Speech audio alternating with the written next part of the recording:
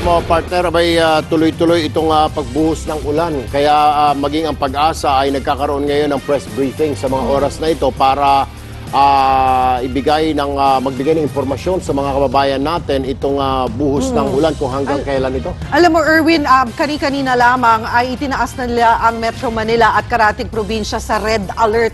Ibig sabihin po nito, mga kapatid, ay talagang may banta na po talaga ng tuloy-tuloy na pagbaha sa mga ilang lugar.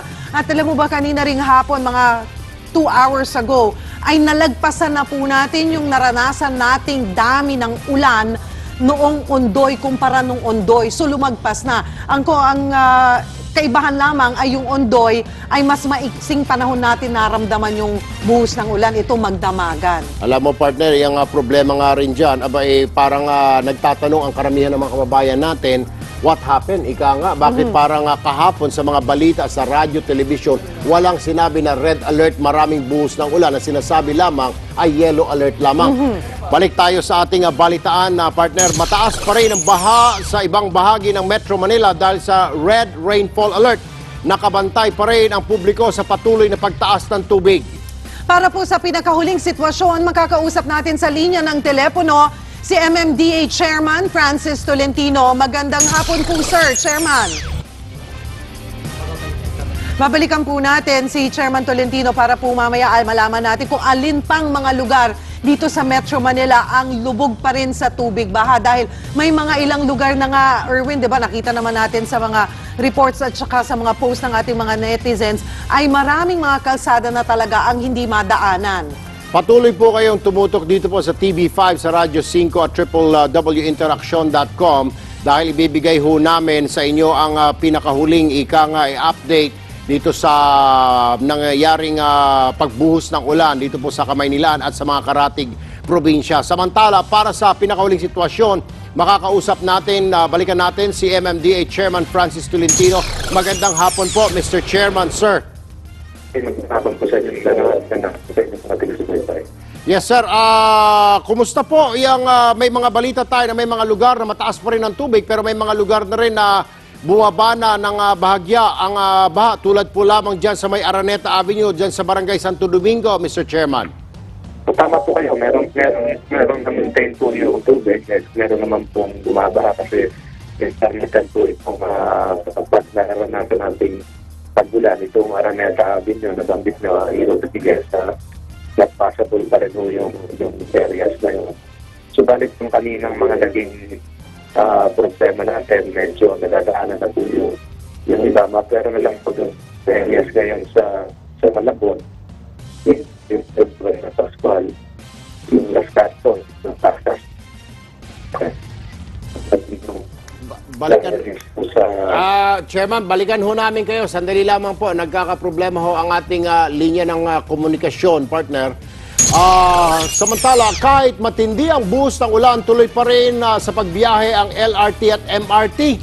Ang problema lamang po, stranded ang mga pasahero dahil baha nga po sa ibaba ng istasyon o kaya'y baha mismo, partner, sa loob ng train station. Umaaksyon sa balitang yan si Gerard de la Peña.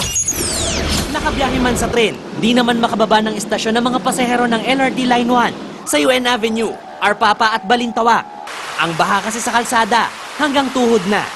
Di na po kami dumiretso po kami.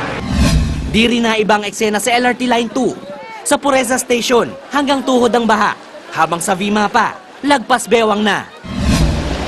Sa MRT3 naman, papunta pa lang sa estasyon, baha na agad ang sasalubong sa mga sumasakay sa Taft Avenue. At sa loob mismo ng tren, tumutulo ang mga aircon. Sinabayan pa ito ng pagpasok ng tubig sa tuwing magbubukas ang pintuan ng tren. Kaya ang mga tren, kung hindi man magputik, halos binabaha na rin. Wala namang magawa ang mga pasahero na karamihan ay mga nagtatrabaho sa pribadong sektor na hindi nagkansela ng trabaho ngayong araw. Dapat siguro iayos nila yung maintenance, di ba? Kailangan maintenance na talaga yun. Sabi ni LRTA spokesperson Attorney Hernando Cabrera, titigil lang ang operasyon ng mga tren, oras na maputol ang supply ng kuryente, at kung maging mapanganib na para sa mga commuter at personnel ang lagay ng panahon.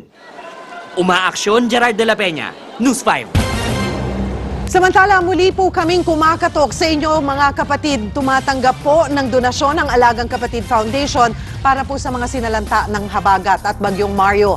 Para sa in-kind donations, gaya po ng bigas, delata, pampaligo, sabong panlaba, sanitary napkins, damit at pantulog. Dalhin lamang po sa warehouse ng Alagang Kapatid Foundation sa 730 Quirino Highway, Novaliches, Quezon City. At para naman po sa cash o check donations, pwedeng i-deposit sa account name na Alagang Kapatid Foundation sa BPI Ayala SGV Branch. At mayroon din po kaming account sa BDO Makati Avenue Ayala Branch. Ang detalye po ay makikita nyo sa inyong mga screen.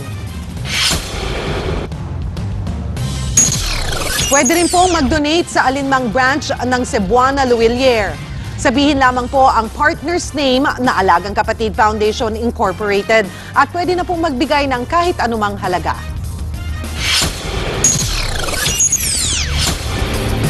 Mga residente sa Araneta Avenue na trap dahil sa lagpas na taong baha o tubig baha.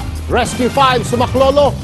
Ilang pasahero stranded sa LRT 1 at 2 dahil sa baha. Pero maging mga istasyon at tren sa MRT, binaharing.